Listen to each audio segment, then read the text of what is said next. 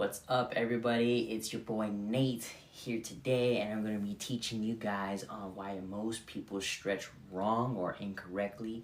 And regarding to stretching, we're going to be also targeting about what things that you can help with. I'm going to go over the anatomy and physiology, the biomechanics, what certain things that you can look out for if you're having some tightness or pain and all that type of jazz. But we're going to do that. And the first question I have here for you today, as you're joining this live, if you're just joining in, hopping in and jumping in, and you're just going to stop by really quick, hello, I'll see you later. But other than that, let me just touch on it a little bit. And the question I want to ask you guys here today is that who here has ever stretched for weeks and still feel tight? I'll wait.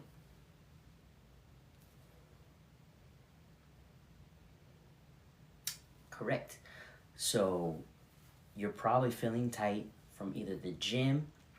You probably stretched before you went to the gym and you still feel the tightness, and so you're like, man, my leg day is not gonna be like on point. How can I fix that? My, back is still hurting even though I stretched it. How can I fix that? Well, I foam rolled and that still hurts my back, or hurts my legs. I still feel the tightness. And I can tell you right now that you're either A, not stretching long enough, so you're not holding the position long enough. There's other factors physiologically that are making everything else around your body tight. And that's just human nature as well too. Your work life, if you're sitting all day or standing all day, is probably, making you tight. So if you're standing in one position, that's causing more problems for that. But there's multitudes of different, hey Joe, how's it going? There's multitudes of different, factors of why your body is tight, or your hamstrings are tight, your quads are tight, your hip flexors are tight, your neck's tight, and all that type of stuff. And basically, you won't be able to pinpoint it right away unless you start diving deep into your fitness routine. This live is basically kind of like how to help you navigate that particular fitness routine that you're trying to do. A lot of people have fitness routines with no mobility routines or stretching or flexibility routines. Exhibit A, I'm one of those people. I used to be, one of those people where I'll just go in the gym and just start lifting weights. Now, I know, as being a sports massage therapist, owner of the Elite Sports and Recovery, I try to at least do something before going in to the gym and being able to make sure my body is primed and ready before working out. And so what I typically do for myself is I'll foam roll my upper body and lower body, but I don't spend too much time on the foam roller. I'm spending a good ample amount of time. But going back to that question, let me bring that question back up for you. Is that, have you ever stretched for weeks and still feel tight? And that question hit me because of the fact that, yes, the answer is yes. I have stretched and I still feel tight. That means I was not doing everything that I need to do to prime my body for working out. So if you're one of those people, welcome. Good job. Thank you for joining this live. And if you just hop in and leave, great. That's awesome too. But I'm just going to teach you here for a moment and teach you how we can avoid the pain or the tightness that you may have when you're going into the gym. If you don't go to the gym, this is a good thing to still do when you're at home. If you're priming yourself at home, like if you're doing like yoga, trying to do a flexibility routine, or you're trying to stay on top of being flexible, you're trying to reduce the pain that you may have, you're trying to reduce tightness. Now keep in mind, this is not a medical advice here. This is for fitness, flexibility, mobility advice, optional advice to do that you can definitely do at home without even going outside to a gym. You can do it at the gym, get yourself ready for your workout, or, vice versa. But going back to that question of, if you ever stretched for weeks and still felt tight, then we have to look at things as what type of stretches were you doing, what type of mobility exercises were you doing, or overall, what exactly are you doing? If the answer is nothing, then that's a start. We have to start doing stuff in order to reduce the pain and the tightness. And so I'm going to get into it a little bit here and explain why stretching alone doesn't fix tight muscles, or, what can happen. And I'm just going to kind of like break down the myth of stretching, like long holds. So the definition for static stretching is a flexibility exercise where a muscle or a group of muscles is gradually lengthened to the point of mild discomfort and held in that position for an extended period of time, typically 15 to 60 seconds without movement.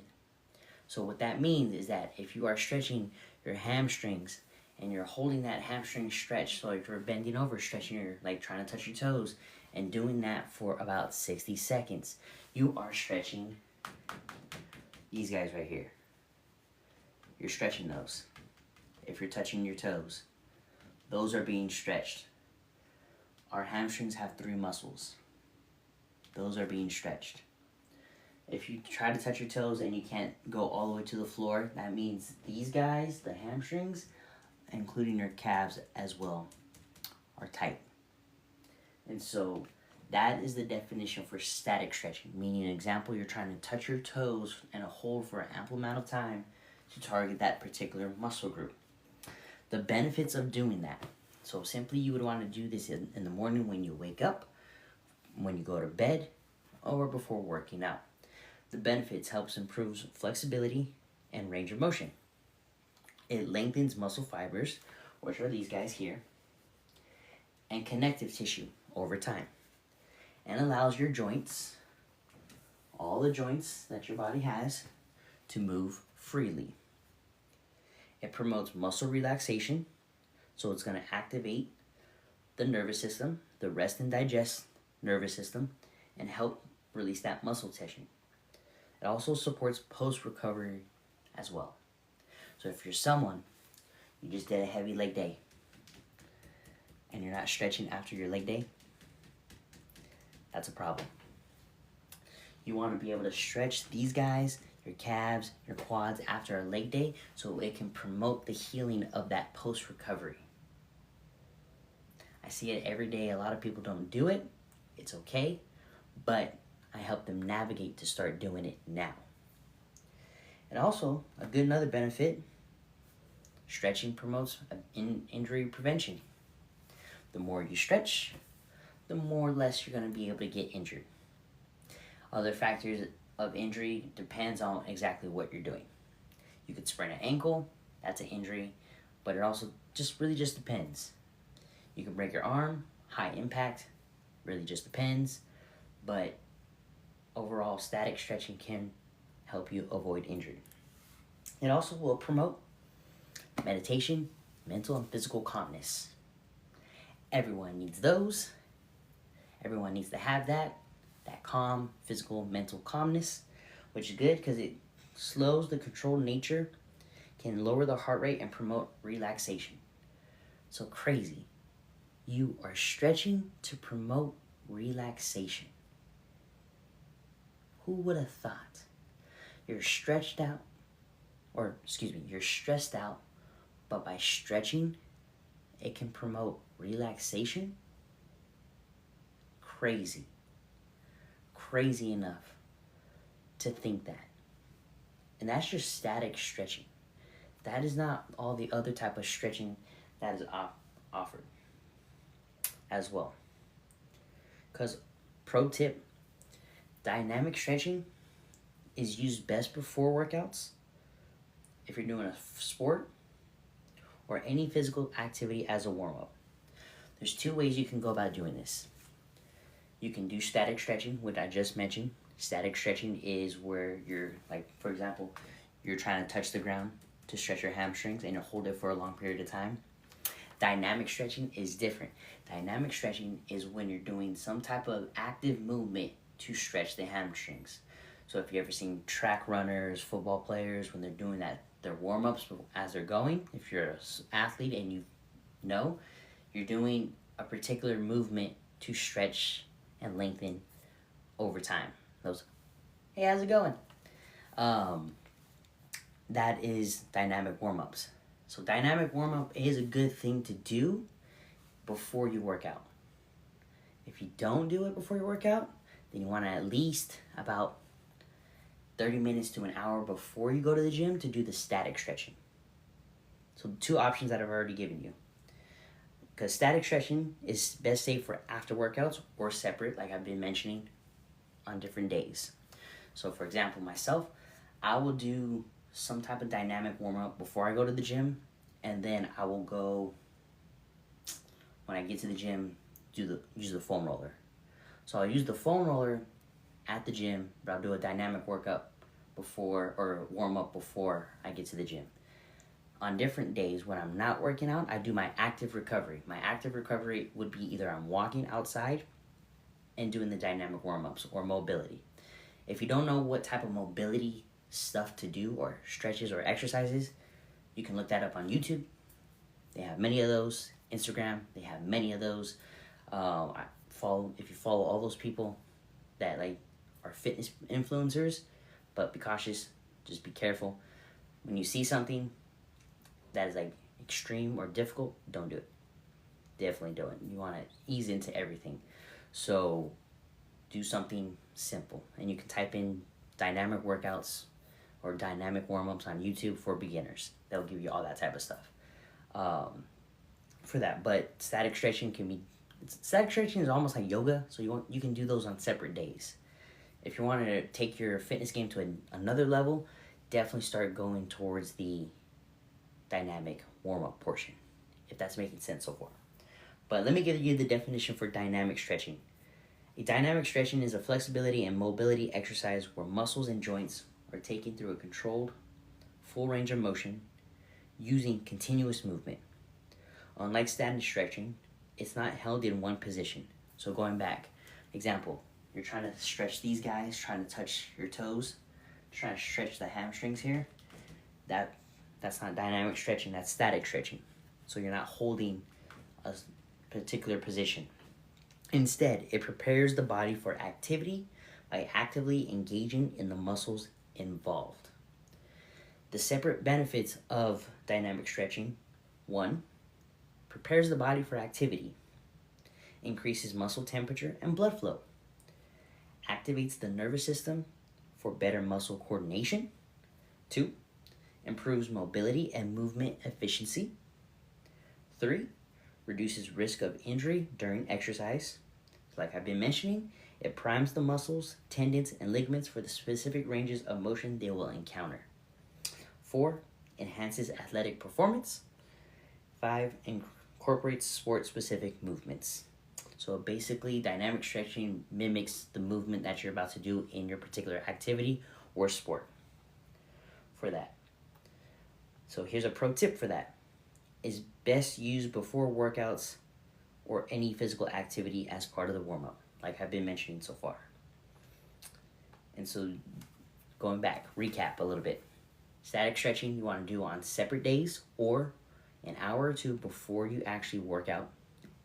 Dynamic warm-ups can be done at least 30 minutes to like 10 to 30 minutes before you work out, so it can get your body primed and ready for the particular workout that you're trying to do. So you're probably wondering, like, okay, if I'm going to do a dynamic warm-up, what dynamic warm-up would you do for your upper body? Well, simple. That's easy. Dynamic warm-up is just either doing this for your shoulders, doing this for your shoulders, doing this, like just moving your arm around, flailing them around, just moving that. Because you don't want to do this is static stretching. Trying to stretch your shoulders are static stretching. Dynamic stuff, this is what you can do for an upper body dynamic warm-up for that. Lower body, if you're going to do lower body stuff, you can do, high knees for dynamic warm-up.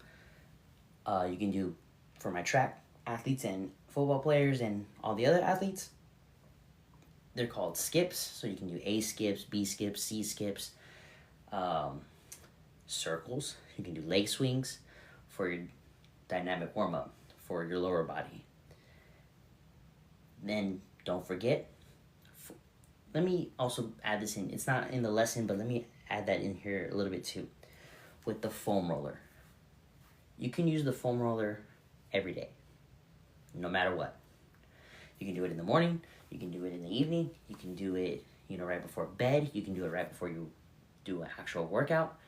You can do the foam roller anytime, no matter what. Which is my personal favorite and suggestion, is utilizing that particular tool, is utilizing the foam roller. But I'm specifically talking about static stretching and dynamic stretching, when to do those particular items as well. But let me go back to, I've been touching on the hamstrings a lot, about why, if you're trying to touch your toes, what exactly is happening. I'm going to give the anatomy and physiology on that. So I've been talking about the hamstrings, which are these guys. The hamstrings are a group of the 3 muscles. So I want to be looking at my iPad and reading the definitions that I wrote out for this lesson for you guys, because this live is all about teaching anatomy and physiology. And I'm someone who was terrible at it way back in the day. Sucked at it. Didn't understand anatomy and physiology until I started learning like fitness for myself, learning the body for myself, learning how to then teach people how to become pain-free. And then I started going into like my massage therapy school, where we had to know anatomy and physiology. And so I'm someone who's living proof that went from not knowing anatomy and physiology to knowing anatomy and physiology. My mission is to simply make people pain-free so they can go and still be in the gym. Mind you, I don't want you to be in the gym 7 days a week. What I want you to do is I still want you to work out and get better at your lifts and performance, so that way you're staying pain-free and avoiding injury. That is my mission and goal as a sports massage therapist that I've been trying to do for the past 2 years. So these lives are just education pieces for you. When I do these lives, they're just teaching you anatomy and physiology and things on how you can get better at your workout routine or to stay pain-free. Perfect. So got that out of the way. But going into the hamstrings, these are the group of 3 muscles. This one long guy is going to be, it's called the bicep femoris. And then the 2 outskirts of the hamstrings are the semitendinosus and semimembranosus. Those are big words. You won't have to memorize those, but it's okay. They attach all the way underneath the glute down to the behind of the back of the knee. So a lot of people are like, man, the back of my knee always hurts. Why is that? Well, your knee, there's a little small muscle behind the knee, but typically it's not that muscle that's hurting. It's your tight hamstrings. Those are the ones that hurt. Those are the ones that's causing the knee pain if you're feeling it behind the back of the knee. If you're feeling it in the front of the knee or the side of the knee, then that's different. We'll probably have to look at, if you're seeing me, we'll probably have to look at like I have to do an assessment and see like, okay, where exactly is the knee pain coming from? And this happens a lot. A lot of people come see me and they experience a lot of knee pain. And they're always like, oh, I feel you typically behind the back of the knee. Oh, okay, so as a sports massage therapist, what I'll do is I'll look at their hamstrings. But also, if you're someone who stands on their feet all day, I'm also going to look at your calves. I'm also going to do that too. I'm going to look at your calves and see how tight they are. If I'm me pressing onto the calf lightly with my thumb and that causes some pain, that means your calves are tight. That means you should probably stretch your calves and foam roll your calves also. But we also probably want to bring your nervous system down too. How do we do that? Meditation or less stressful things to do. But yeah, typically behind the knee pain, like behind the knee that you're saying I have pain, it's not the knee itself. It's going to be your hamstrings that I would look at. And my advice to you, if you're on this live, is test it out. Try to touch the floor straight-legged without your knees bent. If you feel a pull coming from the behind, your hamstrings, like if you're feeling that pull and you feel it go all the way down to the behind the back of your knee, that means your hamstrings are tight. And you'll start wanting to work on those pretty fast or pretty soon. I'm with that. But yeah, that's my little rant on that. So it starts behind, at the very bottom of the glute, so you can't see it, but it goes on. The hamstrings go all the way up under the glute, attached to the pelvis bone, and all the way down to kind of like the side of the knee. And then the same with the calves. They go all the way up from like the bottom of the heel all the way up into attachment of the behind the knee for that. So, and that's what I want you to. That's what I want to teach on and focus on is about the importance of stretching, because a lot of people, even if they're touching the floor and they can't and they feel the tightness, that means, let me also put into another perspective. When you go to do a leg day and you do a deadlift, you bend down. Okay, let me even simplify it even more. You go grocery shopping. You drop something. You just bought a case of water. It's on the floor. You need to bend down to pick up the case of water, or you need to pick up your groceries. So you go to bend down and pick up those items, and yet you feel it in your hamstrings. That then leads into your lower back, or that then leads into the behind the knee. So that's going to cause a lot of pain and tightness. Then you'll start to wonder, oh man, I need to take care of this. I need to get this done. I need to fix the tightness. Now, mind you, tightness doesn't just go away like that in the blink of an eye. It doesn't go away tomorrow. It doesn't go away next month. It's a battle of always having to work on the tightness every day. You're basically at a battle with yourself, because of the fact that our physiological world, things around us, we put a lot of stressors on our body that causes the nervous system to like amplify up, and then all of our body muscles, like just all this, the fibers of everything just start to tighten up, and we don't know how to relax. We don't know how to like let go. And mind you, the hamstrings, they're supposed to be a little tight. They're supposed to be a little tight because of our outside life, our outside world. But what they're not supposed to be too tight to where it makes everything unbearable and uncomfortable to sit down, lay down, or work out. You should be in the movie theater watching a 2-hour movie with no hamstring tightness. You shouldn't even be thinking about being at a restaurant and sitting down and realizing, man, I've been here for an hour and a half and my hamstrings hurt. You shouldn't be thinking about that. You should be thinking about how good the meal is or how good the movie is. And that's my job. My job is that, once again, I want to educate and teach everyone on this TikTok live and on lives to talk about anatomy, physiology, and biomechanics, to how we can help improve your daily life without being in pain. You can see all the stuff on my TikTok of what I do for work for my sports massage, what kind of clients I see, what I do in my sessions as well. And that's all done on my TikTok account. So I'm not hiding anything. I just want to teach all this type of stuff to you. But yeah, let me touch on that. So yes, going to my main key point about this. Hamstring tightness is not always because the muscle is too short. Often is because your body is using that tightness as a protective mechanism as well. If your glutes are weak or your hips are unstable, your brain basically tells your hamstrings to stay on the ground to protect the joint. That's why you can stretch them over and over, but they tighten back up. The underlying weakness hasn't been addressed. That may have probably put in a perspective. I always say this to my clients when I see them.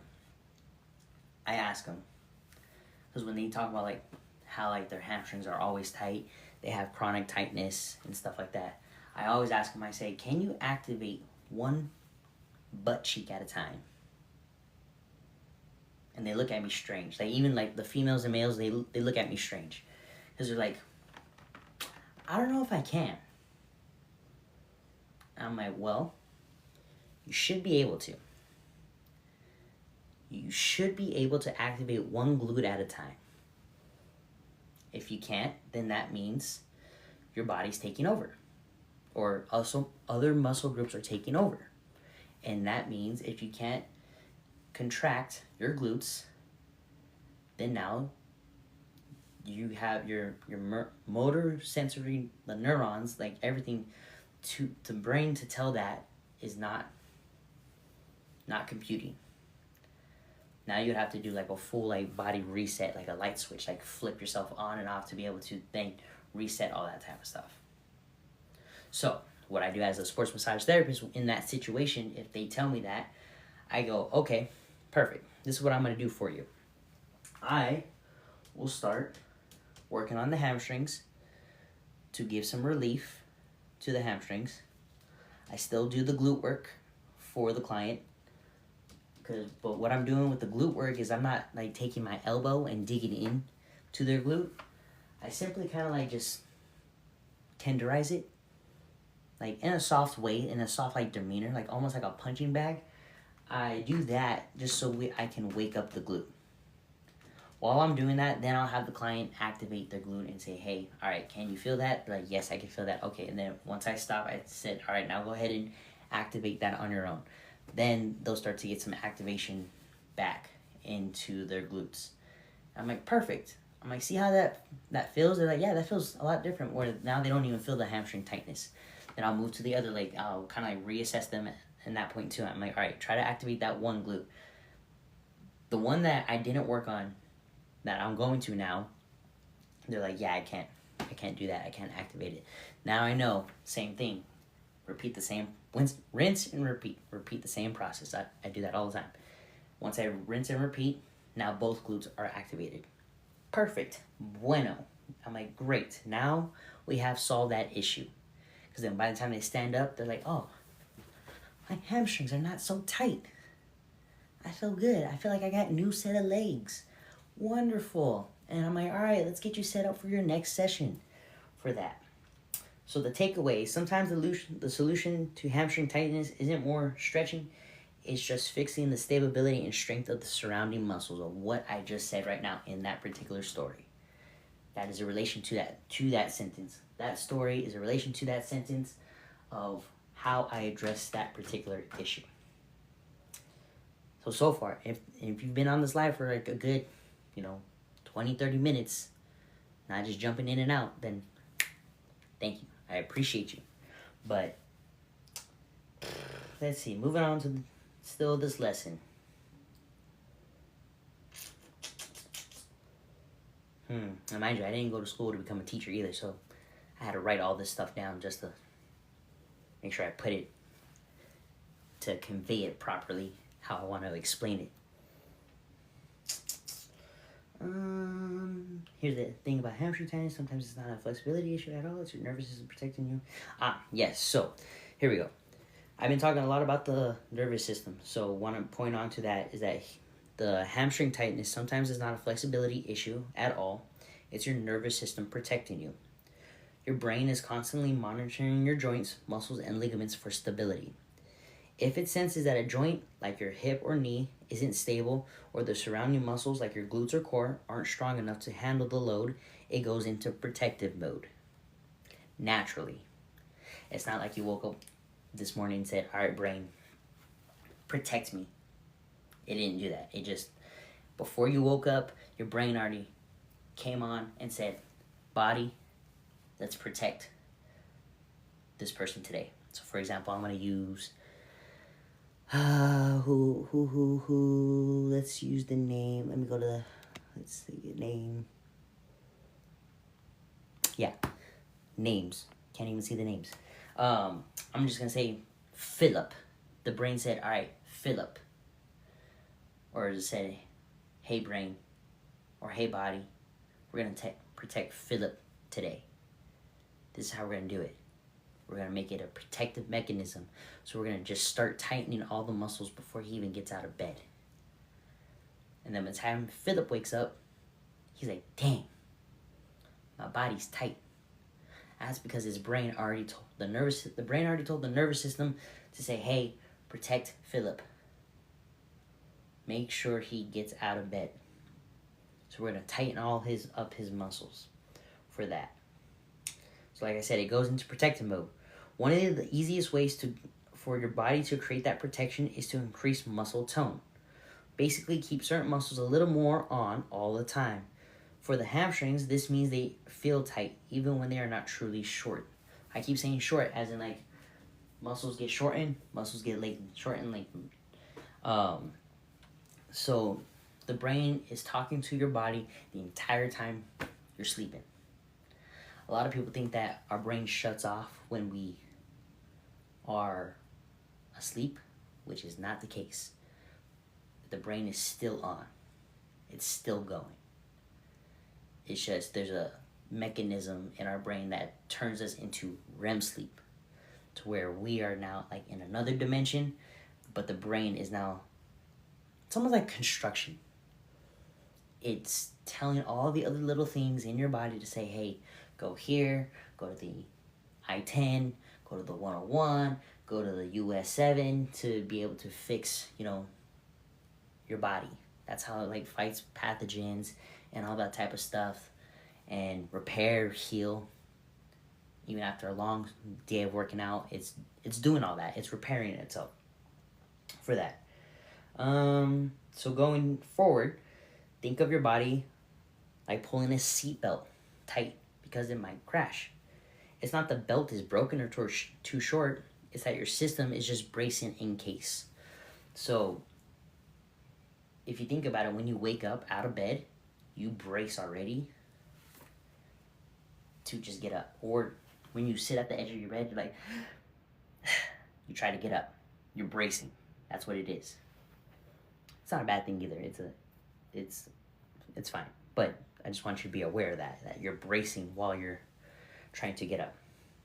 So going back to the stretching, if you keep stretching a muscle that's tight for protective reasons, you're fighting your nervous system, which everyone does. Every athlete, every gym goer, every regular person, every older person, they do that.